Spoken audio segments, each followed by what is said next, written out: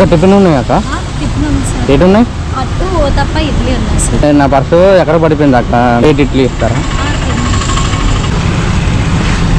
Parcel కట్టేయండి అక్క, parcel కట్టేయండి. ఏమనుకోవద్దు అక్క, పర్లేదా? ఎంత అక్క? ఎంత? 20. ఇప్పుడు వరకు ఎంత అమ్మారు అక్క? 350 అలాగ అమ్మారా? సరదాగా అన్నాను అక్క, అంటే నువ్వు ఇస్తావా లేదని అడిగాను, మామూలు సరదాగా. చాలా మంది తీసుకుంటారు నా దగ్గర, ఇది అడుగుతున్న వాళ్ళకి కూడా నేను రోజుకి పెడతాను. మంచి మనిషి ఇది.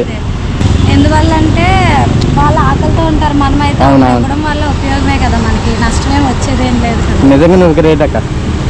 ఇక నా తరపున లేదు, నేను చెప్తాను, నా తరపున ఏదైనా అవసరం పెట్టుకో. లేదు తీసుకోకూడదు ఎవరి దగ్గర అక్క, నేను తమ్ముడి కోసం తీసుకో, చెప్తాను తమ్ముడి కోసం ఏదైనా అవసరాన్ని పెట్టుకో. అమౌంట్ ఎవరి దగ్గర నేను తీసుకో అంటే నీ తృప్తి కోసం ఇస్తున్నాను అక్క. నువ్వు అడగని ఇచ్చావు కదా, ఇస్తావా లేదా అని అడిగి మామూలుగా అడిగాను అనమాట. నువ్వు ఇచ్చావు చూడు, నాకు అదే నచ్చింది అందుకని. లేదు లేదు, పర్లేదు పర్లేదు పర్లేదు పర్లేదు పర్లేదు పర్లేదు పర్లేదు. నేను ఇప్పుడు వచ్చి ఎవరికైనా తీసుకోలేదు, ఫస్ట్ టైం. అదే అక్క నిజంగా నువ్వు గ్రేట్. నిజంగా మంచి మనుషులు ఎవరికి లేని వాళ్ళు ఆకలితో ఉన్నప్పుడు నువ్వు ఇస్తున్నావు అంటే నిజంగా గ్రేట్ అక్క. ఇప్పుడు డబ్బులు ఇస్తాం కదా, ఏం చేస్తారు ఆ డబ్బులు? కొడుకు తీసుకుంటావా? సరేలే, సరిపోద్దా ఇంకేమన్నా? సరిపోద్దా ఇంకేమన్నా?